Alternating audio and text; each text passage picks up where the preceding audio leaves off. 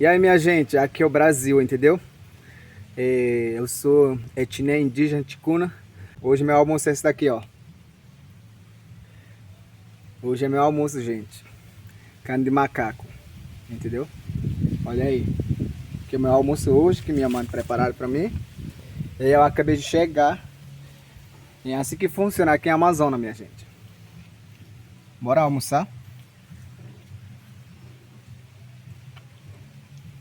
Parece que tá gostoso, gente. Olha aí. Hum,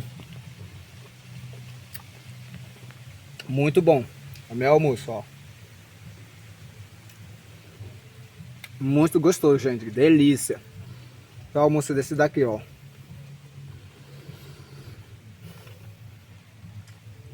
A Amazônia é assim mesmo, tudo no meio do mato.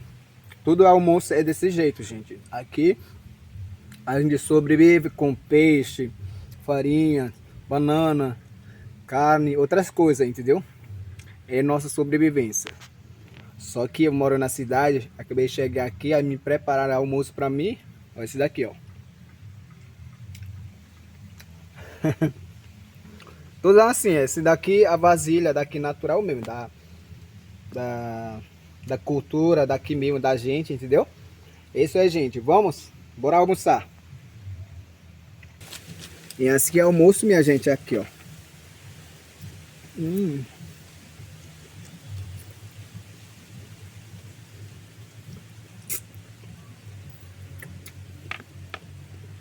Brasil é Brasil, gente.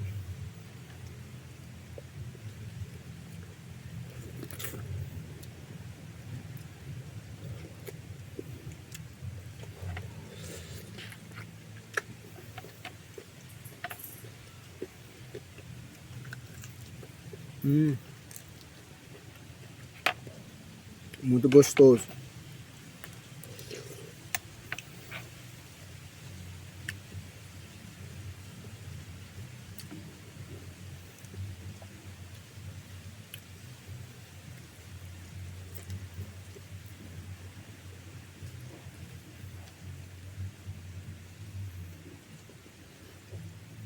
Top, muito gostoso, gente.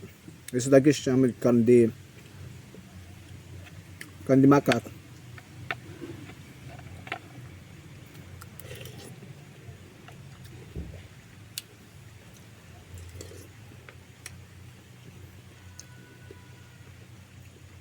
Muito delícia, gente. Olha aí.